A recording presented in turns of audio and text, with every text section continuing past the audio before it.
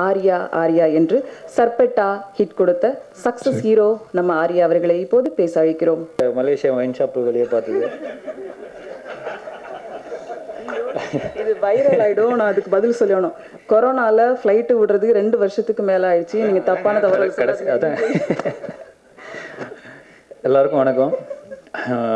ரொம்ப சந்தோஷமாக இருக்குது. கிட்டத்தட்ட ஒரு 2 இயர்ஸ்க்கு அப்புறம் எல்லாரையும் நேரில் சந்திச்சு பேசுகிறதுல ரொம்ப சந்தோஷமாக இருக்குது. ஏதோ என்னோடய ஃபஸ்ட்டு படம் ப்ரெஸ் மீட் மாதிரி டப்பு டப்புன்னு அடிச்சிட்ருக்கு. இந்த படம் அரண்மனை 3 வந்து ஆக்சுவலாக சுந்தர் சார் கால் பண்ணி இந்த மாதிரி நிறைய ஒரு படம் ஒன்று பண்ணலாம், வீட்டுக்கு வாங்க, ஆஃபீஸ் வாங்க, நம்ம பேசலாம் அப்படின்னாரு. சரி, அவருக்கு பார்க்க போனேன். பார்த்து, சார் என்ன படம் சார்? இல்லைப்பா, நான் அரண்மனை 3 பண்ண போகிறேன், அதுக்கு தான் உன்னை கூப்பிட்டேன் அப்படின்னாரு. சார் தப்பா எடுத்துக்காதீங்க சார், நீ அரண்மனைன்னு இல்லை, நான் எந்த பேய் படம் லைஃப்பில் பார்த்ததே கிடையாது. எனக்கு பேய் எப்படி இருக்குன்னு எனக்கு தெரியாது சார். எனக்கு அதோட ஒன்றுமே பேசிக்காக பேய் படம்னாலே நான் இது பார்த்ததில்ல. இல்லை இதெல்லாம் காமெடி பேய், யார் நீ இதுக்கு போய் பயந்துட்டு இருக்க அப்படின்னாரு. இல்லை சார், சத்தியமாக நான் காமெடி பேய் அந்த எந்த படம் பார்த்ததில்லை சார். எனக்கு ஒரு மைண்ட் பிளாக், எனக்கு ஒரு பயம், அந்த ஒரு ஃபியர் இருக்குது அப்படின்னு. ஒன்றும் இல்லாரி, நீ ஜஸ்ட்டு சின் டவுன் பண்ணிட்டு கண்ணு மட்டும் விரிச்சு பாரு, நீ பேய் தான் அப்படின்னாரு. அவ்வளோதானா சார்? ஸோ எப்போவுமே அந்த ஷூட்டிங் ஸ்பாட்டில் பார்த்தீங்கன்னா நிறையா சின் டவுன், கண்ணு கொஞ்சம் நல்லா விரிங்க, லென்ஸ் போட்டிக்கிங்க, அவ்வளோதான், இதுக்கு போய் நீ பயந்துட்டு இருந்த அப்படின்னாரு. ஸோ பட் ரொம்ப சந்தோஷமாக இருந்தது. ஏன்னா ஒரு சுந்தர் சி சார் வந்து அவர் கூட நிறைய ஒர்க் பண்ண எல்லாருமே சொல்லியிருக்காங்க, செட்டில் ஒரு செம்ம ஜாலியாக இருக்கும், பீஸ்ஃபுல்லாக இருக்கும், நீ போனால் என்ஜாய் பண்ணிட்டு வரலான்னு. அதே மாதிரி தான் நான் வந்து இந்த படம் ஷூட்டிங் குஜராத் ஃபஸ்ட்டு ஷெட்யூல் வந்து 30 days குஜராத்தில் இருந்தது, அந்த அரண்மனையில். ஸோ சார் பட்டா முடிச்சுட்டு அப்படியே அடுத்த ஃப்ளைட் எடுத்துகிட்டு போகிறேன். சரி, ஜாலியாக இருக்கலாம்னு சொல்லிட்டு போகிறேன் நான். சரி, அவரோட சீக்ரெட் என்னென்னா, அங்கே போய் பார்த்தீங்கன்னா கால் டைம் பார்த்தீங்கன்னா 7 o'clock அப்படின்னா, சுந்தர் சி சார் படம் தானே வந்திருக்கோம், எதுக்கு 7 o'clock கால் டைம் அப்படின்னு. சரி, போனால் ஒரு 7:30 8க்குலாம் ஷூட்டிங் ரெடி ஆகிட்டு அப்படியே ஷூட்டிங் ஆரம்பிக்கிறாரு. உங்களுக்கு ஒர்க் இருக்குது அப்படின்னு சொல்லிட்டு அப்படியே ஜாலியாக ஒரு 3 இடத்துல சீன் போயிட்டுருக்கு. உங்கள் சீன் எல்லாருமே, எல்லா ஆர்டிஸ்ட்டும் இருக்கிறாங்க. அது வந்து அப்படியே எங்களை அறியாமலே நவுத்தி போய் அப்படியே 10 o'clock வரைக்கும் நைட்டு ஷூட் பண்ணிடுறாரு. அது அந்த ஒரு ஸ்ட்ரெயின் தெரியாது, பட் அதே சமயத்தில் செம்ம ஜாலியாக இருக்கும். ஸோ உண்மையிலே ஒரு ஒரு பியூட்டிஃபுல் ஒர்க்கிங் எக்ஸ்பீரியன்ஸு நான் வந்து சார்கிட்ட கற்றுக்கிட்டேன். ஏன்னா ஒரு ஆர்டிஸ்ட் வந்து ரொம்ப நம்ம நிறைய நேரம் வேலை வாங்கலாம், அதே சமயத்தில் அது எப்படி ஒரு சாஃப்டாகவும் ஒரு ஜாலியான ஒரு அட்மாஸ்ஃபியராகவும் எவ்வளோ பெரிய கிளைமேக்ஸ்லாம் எடுத்துகிட்டு நல்லா ரோப்பில் ஃபுல் டே தொங்கிட்டு இருந்தேன். பட் அந்த ஸ்ட்ரெயினும் சரி, அது ஒரு பெரிய ஒரு ஒர்க்காக அவர் காட்டிக்கவே மாட்டார். சரி, இது அவ்வளோதான், இது சின்ன விஷயந்தான் அப்படின்ற ஒரு ஒரு கிராஃப்ட் மேனோட ஒரு இது நான் பார்த்தேன். Sir really loved it sir. இவர் பெரிய ஒரு டெக்னீஷியன் தான் நீங்கள், ஒரு மெஜிஷியன் தான் நீங்கள். So very happy. பட் எனக்கு ஷூட்டிங்கில் ரொம்ப மிஸ் பண்ணது வந்து விவேக் சார் தான். நிறைய ஃபிலிம் ஃபார்ம்லாம் பார்த்துருக்கேன், மீட் பண்ணியிருக்கேன், நிறைய ஷோஸ்லாம் பார்த்து பேசியிருக்கோம். எப்போவுமே வந்து அவரோட காமெடி எனக்கு மட்டும் எல்லாருக்குமே பிடிக்கும், ரொம்ப ஒரு ஜீனியஸ் இஸ். ஸோ அவர் கூட எப்போவுமே நடிக்கணும்னு ரொம்ப ஆசைப்பட்டிருந்தேன். இந்த ஃபிலிம்லேயும் எனக்கு அது அமையலை.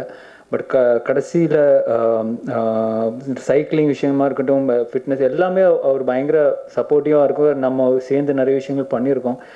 பட் இந்த 30 days அவர் கூட ஸ்பெண்ட் பண்ணது is one of the most memorable time in my life. ஏன்னா எனக்கு நான் அவரோட பெரிய ஃபேன். நான் first day shooting first shot அவர் கூட முடிச்சோன்னே நான் அவருக்கு கை கொடுத்து அவர்கிட்ட பிளெஸிங் வாங்கினேன். சார், நான் வந்து உங்களோட ஒரு பெரிய ஃபேன் சார், பட் இது உங்கள் கூட இப்போ நடிக்கிறதுல ஐம் ரியலி ஆனர்ட் அப்படின்னு சொல்லி ரொம்ப ஃபீல் பண்ணி இப்போ சொன்னேன். So very happy. So plus everyday shooting முடிச்சுட்டு நானும் அவர் தான் ஒரு 10 kilometers வாக்கிங் போவோம்.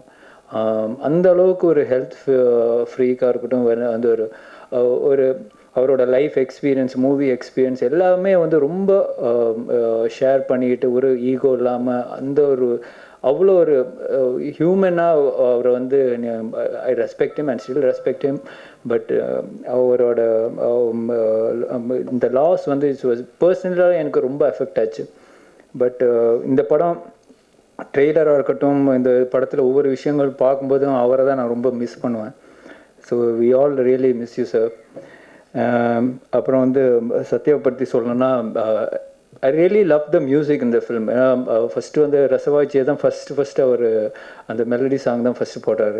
ஸோ அதுக்கப்புறம் அந்த ரெட்டப்பட்ட பட்டா அது எனக்கு இன்னும் வாயில் வர மாட்டேங்குது. பட் அந்த மியூசிக்காக அந்த படத்தில் சாங் வைஸும் சரி, இந்த படத்தோட ஆர்ஆர் வந்து ரொம்ப முக்கியத்துவம் கொடுத்துட்டு I think is done a fantastic job. Sundar C sir சொன்ன மாதிரி அந்த படத்தை வந்து ஒரு ஒரு மெனி லெவல்ஸ் எலிவேட் பண்ணியிருக்கார். So thank you brother and wish you for the 25th film. ராசி எல்லாம் வந்து பேய் படத்தில் நடிக்கணும்னு சொன்னால் நம்பவே முடியாது. ஸோ அடிக்கடி ராசியை பார்க்க வேண்டியதாக இருக்குது. இன்னும் உண்மையிலேயே இவங்க பேய் படத்தில் நடிக்கிறாங்களா, உங்களை நம்புவாங்களா இந்த மாதிரி பேய் நடிக்கிறதுன்னு. பட் அவங்க சார் சொன்ன மாதிரி அவங்களோட பர்ஃபார்மன்ஸ் உண்மையிலே இந்த படத்தில் ரொம்ப இன்ட்ரெஸ்டிங்காக இருக்கும். And she's done a fantastic. Even Sakshi அவங்க கொடுத்த ரோல் அவங்க வந்து ரொம்ப கரெக்டாக பண்ணியிருக்காங்க. ஈவன் ஆண்ட்ரியா அண்ட் செந்தில் சாரை பற்றி கண்டிப்பாக சொல்லணும். ஏன்னா அவர் தான் பயங்கர பரபரப்பாக சுற்றிட்டு இருப்பார் ஷூட்டிங் ஸ்பாட்டில். ஒவ்வொரு ஷாட்டுக்கும் அந்த ஐக்கு வந்து ரொம்ப இம்பார்ட்டன்ஸ் கொடுக்கணும். அந்த லென்ஸ் போட்டிருந்த அந்த ஒரு அது வந்து எவ்வளோ லாங் ஷாட்டாக இருந்தாலும் சரி, மிட் ஷாட்டாக அந்த ஐக்கு ஃபோக்கஸ் இருக்கணும். அந்த ஐக்கு வந்து ஒரு ஸ்பெஷல் லைட்டிங் பண்ணுவார். ஸோ இந்த ஸ்கிரிப்டுக்கு என்ன தேவையோ அது வந்து ரொம்ப பியூட்டிஃபுல்லாக இந்த படத்தில் அவர் கேப்சர் பண்ணியிருக்காரு. ஸோ இந்த அளவுக்கு நம்ம ஒரு நல்ல படம் எடுத்து எல்லாருமே வந்து ரொம்ப ஹாப்பியாக இருக்கோம். இந்த படத்தை வந்து எங்கள் கடவுள் செம்பமூர்த்தி சார்ட்ட பிடிச்சிருக்கோம். ஸோ அவர் தான் இனிமேல் இந்த படத்தை இப்போ காப்பாற்றணும்.